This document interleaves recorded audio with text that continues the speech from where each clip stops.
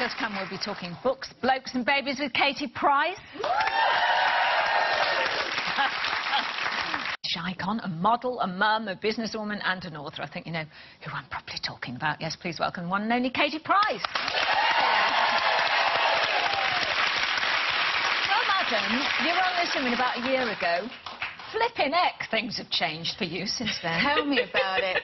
I know. Can you believe it? I'm married now and a sprog on the way. Yeah, but very advanced on the way, I say. I hope there's not going to be an incident while I'm sitting next to you. Well, it's not long. Like today, I actually asked if I could actually sit here because you don't want to see me waddling on. Trust me.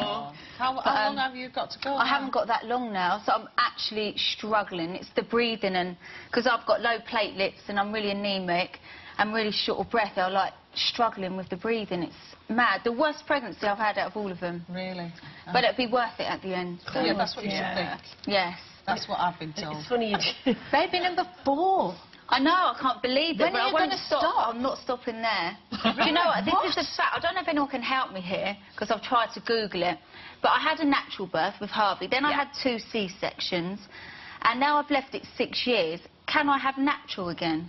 I'm not a doctor, but I'd love to know if I can. I think you can, actually, but the reason I'm why not a doctor. is because I want more children. I know when you have a caesarean, you're only allowed 3. a certain amount or something. Yeah. So oh, I see. that's something I want children. Absolutely, I love you're only a young kids. guy. You're only 35, aren't you? So you can. Yeah.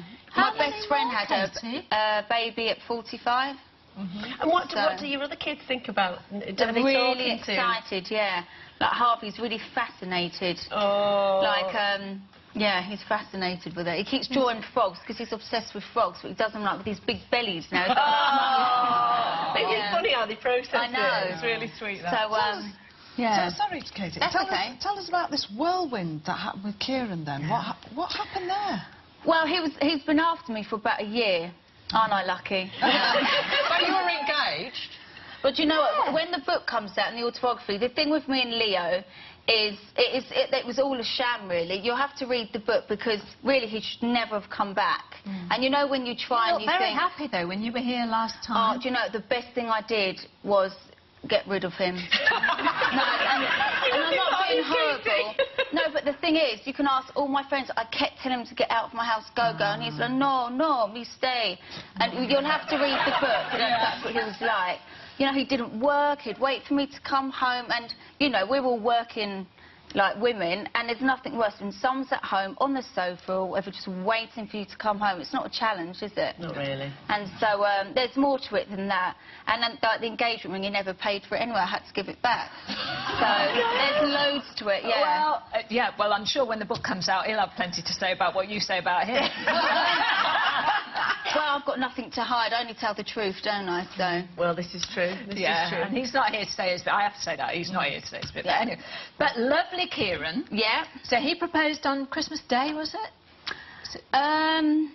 When was it? No, he didn't propose on Christmas. I'm just thinking that's what they reported. It wasn't really like that, to be honest. We just decided it would happen. Did you know each other for quite some time, though, before? He knew like a couple of my best friends a year before. And obviously I was with Leo, and I'm not going to cheat anyway, even though he wasn't getting on. So it sort of happened from there. Then I split with Leo, and then, you know, my friends are like, and I'm like, no, I want to stay single, I'm not interested, and I always say, I'm going to stay single. And it never happened. But it never happened. No. And it's like, to be honest, I'm better being with someone than single, because when I'm single, because I live in the country, why do I want to sit there on my own? You want to go out, and... well, he's very nice to look at, isn't he? He's a stunner, isn't he? Well, you can see more of him on a Saturday night at his show. Because he takes them off, does he? Yeah, he does stripping at Adonis on a Saturday. And when I met him, I couldn't believe he did it. I said, there's no way you're a stripper. There's absolute no... I mean, he's a plasterer in the day, like a builder. He's like a normal guy. But on a Saturday... He's living a double life. He's a plasterer by day and he's a stripper by night. So he's basically... On a Saturday, yeah, on a Saturday night, but he's basically earning his own money. Yeah. Exactly. It doesn't matter what you do, as long as you bring in something. I quite like the sound of that plaster through the day, the stripper at night. So, no, he's a really good guy, but he's so quiet. When you meet him, so quiet, and I always say he's silent but deadly. So you've written another book? Yes. Well, Rebecca actually wrote it, like I always say. I come up with the plot. Yeah, but you come with the concept, though, don't you? It's called He's the One.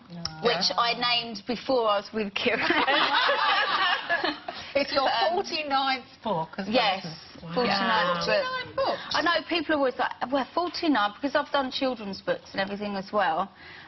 So, yeah, there's that one. Then the autobiography's out in October. Oh, you're writing that one? I finished it, but if there's more dramas up till August, then you're going to add another chapter. Oh, an update. An update. That'll be the biggest drama. Yeah, so I'll be able to put that in there. That's a good drama, that's not a drama. That's a nice thing to happen. But, yes, so that's it, and then the perfume's out at the moment. But, you know, people have got to realise, because they're like, why are you working now when you're so busy, when you're pregnant? But the thing is, these things take ages. Like last year, we book it in. So it just goes somewhere. I didn't know I was going to be pregnant, you know. Yeah. So you just have to get on with it. Well, we've had a viewer's question. Are you doing any more reality TV because they miss you on the box? We've had a few of those. I know, lots of people say that. And that's from Lorena. Hi, Lorena. I'm going to do it through YouTube. So I keep looking this way through YouTube. Because then I feel, because to do one show, you have to film like 3 weeks for like one show. So like on YouTube, I can just do things that I probably wouldn't have shown before, like say if I'm getting ready for a night out, or show how I do my makeup. Just things like that, really. I mean, Jamie Oliver's done it as well, and he's doing really well with it. But I'm not Jamie Oliver. So he'll probably do better. Now, talking of telly, yeah, what about that impersonation of you on Britain's Got Talent? I mean, Francine, she did me as well, but I heard mine was rubbish. What about yours? I've known Francine for years and years. Really? Yeah, and she used to do Jerry Halliwell and Dot Cotton and all of them, Barbara Windsor. She was so good at them. And even then she said, you're so difficult to do. So when I saw on the show, she's amazing at everyone, but I still don't think she's got me right. I mean, what she was saying, you know, it's the usual people take the mickey and stuff, but she didn't sound like me, and no, she still hasn't got me, so keep trying, Francine. Now, obviously, you know, and your autobiography will tell yet more. You've had a number of relationships over time. We were talking earlier about when a relationship is over, is it better to have that clean break and send someone else in to get your stuff out for you? The thing is with relationships, it depends who finishes with who.